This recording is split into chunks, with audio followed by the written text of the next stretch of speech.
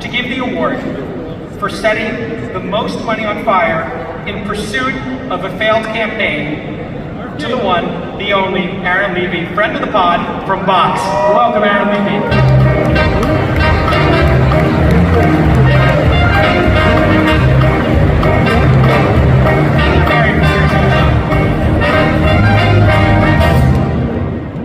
Okay, I have no idea why I said yes to this. So, also, what the hell is this thing? I think this is the closest I'll ever get to speaking at the Republican National Convention, so good to be here. I have a couple notes.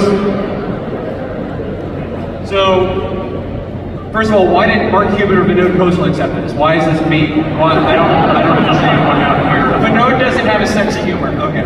So, all right. So yes, we did waste a little bit of money on this campaign, but it went to the Vegas Sphere. So did you see the Sphere and how well that was the campaign used that money? So I decided to do a little bit of a post-mortem, so we called the campaign and talked to Kamala just to understand afterwards what the reaction was. Her response stood out to me actually pretty profoundly, so I actually wrote it down. I wanted to make sure I got it kind of word for word. She said, and I quote, "I'm in the arena trying stuff. Some will work, some won't, but always learning."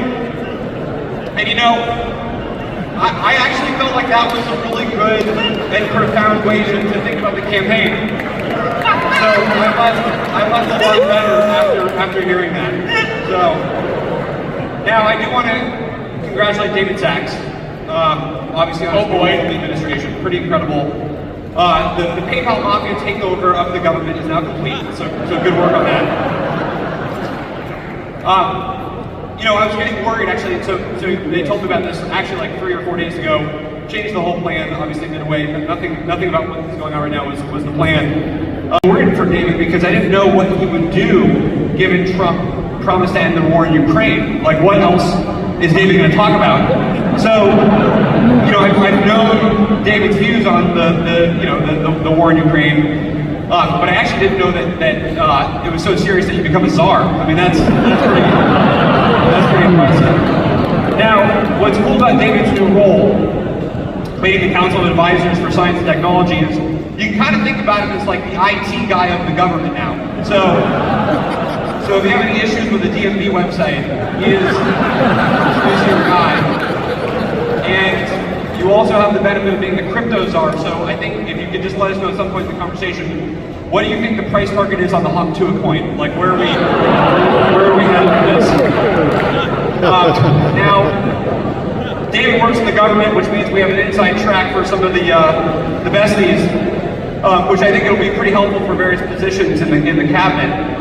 And I know there's already a pick for this one, but if a position happens to open up for transportation secretary, maybe you can let them know that Jason was the first investor in Uber. And I feel like that would make him an expert in this topic. Third or fourth, I think. Okay. I was just going off of Wikipedia, so I changed it today in anticipation. Now, unfortunately, Jason's probably disqualified for the cabinet because somehow he's actually even more woke than me. This guy loves masks more than Anthony Fauci. He once tweeted, and I actually want to be very clear about this. This was in October of 2021. He once tweeted, not to be a narc, but half the folks are not wearing masks at the Staples Center right now.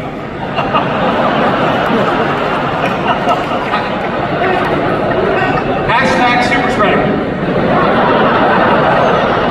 I added the hashtag, sorry. Okay, so that was October 2021. And speaking of COVID, we're gonna bring it home now.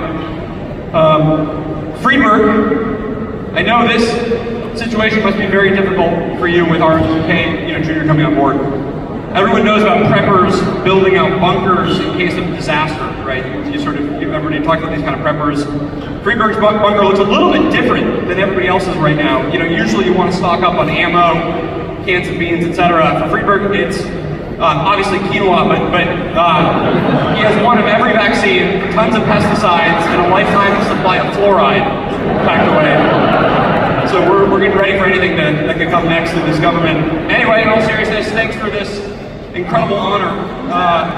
Whatever this thing is, I'm extremely optimistic for the path ahead in America. We have a lot we can get done. So excited for that. Let's do it. Thank you. Good to see you join us.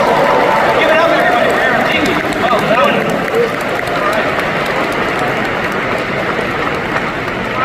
Aaron's gonna hang out in the next couple of awards with us. I just want to say that Aaron is my favorite white dude for Harris. Alright, the official line is beta male for Harris. That was, I'll let Mark Cuban know he's number 2. You know, I just realized I was the series